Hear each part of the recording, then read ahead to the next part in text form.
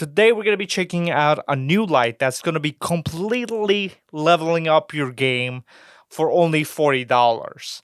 As you can see, the light behind me right here. Normally to have it set up like this, you have to buy a snoot, which I made a review on the cheapest one on Amazon, which was around $150.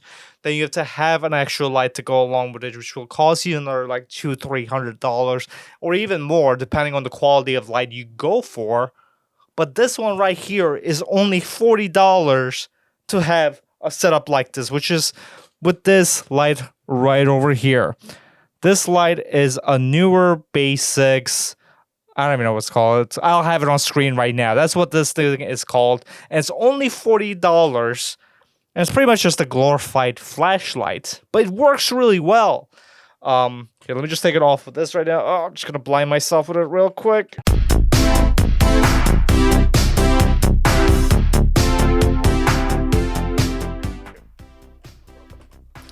And this thing right here, like I said, it's pretty much a glorified flashlight over here.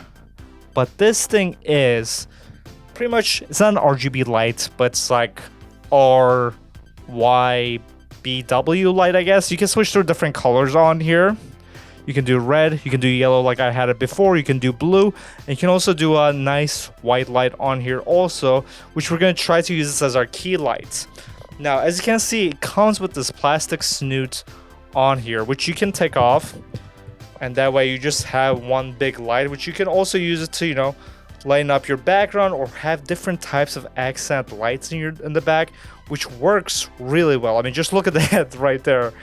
It works really well. We're also going to try to use this as a key light because, as you can see, you can also go white on here. So we'll see how that works on this $40 light also. And it just uses USB-C to charge it. So I believe the battery on this lasts around 3 hours at full power, which is pretty good. But you can also, you know, plug this into USB-C and plug that into the wall to have pretty much unlimited power. Or you can just bring like a battery bank and use it that way also.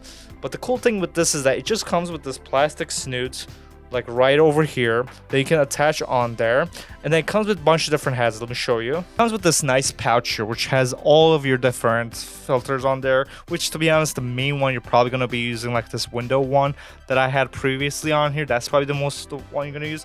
But it does come with a lot of different ones. Let me show you guys. See, it comes with this giant stack of different ones that you can put on there. There are some cool ones, like this one is like kind of like a I guess like almost like a computer circuit type of look on there. Kind of like this kind of pattern. I mean, like I said, most of them are going to be kind of gimmicky. The window one I like a lot, but you do have some stuff like the slit on here, for example. If you just want to have a sliver of light, you can just adjust it however you want. So if you just want, like, I don't know, a red light coming from the side like this or something, you can do something like that.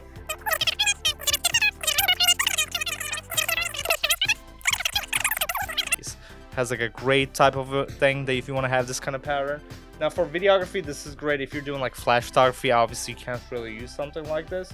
But for if you're just like making YouTube videos, or if you just want to throw this in your backpack, and then you just want to, if you ever want to put like an accent light in the background or something, you can do something like that. This one actually looks pretty cool. Here, let me put the yellow on there.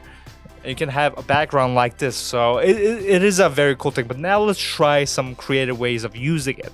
Let's try to use this as our key light. Besides using this expensive light over here, we're gonna switch over to using this as our key light and see how it looks. All right, now we're using the cheap newer light as our key light, and all I did was I just shoved the newer light into my softbox, and as you can see, you can have a decent looking lighting. I would definitely do a custom white balance if I want to use a light like this, because I can tell that it's a little bit cooler than an actual daylight on there. But once you white balance it, it pretty much looks as good as any light. It's obviously not as powerful as my Amaran 200D, but it does a pretty good job of key lighting. If something happens, your light dies in the middle of a shoot, you can just shove this in there in your softbox and you'll be able to use it. And now what we have is using the newer light as our key light, and all we're doing is we're bouncing the newer light off of a white surface. Right now I have my softbox here, which has a white surface in front of it, and then I'm just bouncing this light right off of it, and this looks pretty damn good. I mean, For $40, you're pretty much getting a professional looking look. And I get that I have a big softbox here, but we're not actually using the softbox. We're just bouncing it off of it. So this could just be a giant white cardboard on here. It could just be a piece of fabric that you put on there. Pretty much any large white surface that you bounce it off of. This will work great to use it as your key lights, as you can see right here. Now, the main way I would use something like this is using this as more of a background light, as an accent light in the background. I think it does a really great job at that.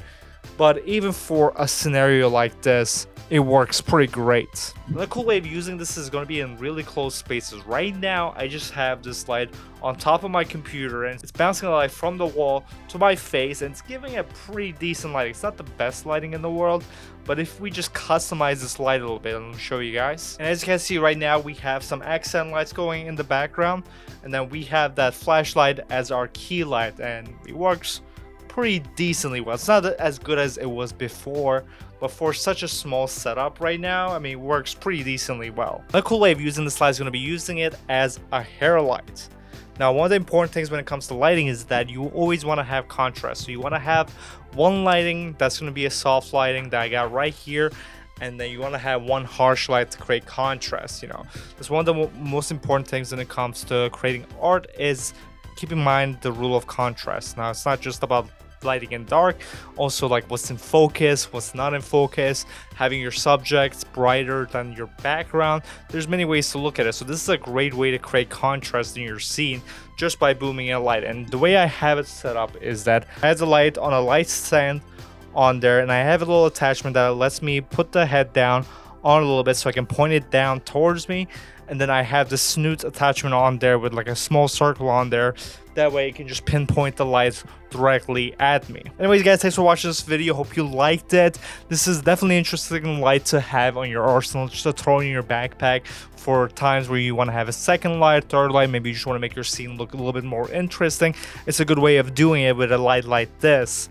And also, I have link for it in the description below. I'm not being sponsored or anything by Newer, but I do have an affiliate link with Amazon, so I do get a little bit of kickback just to let you guys know. But anyways, guys, thanks for watching.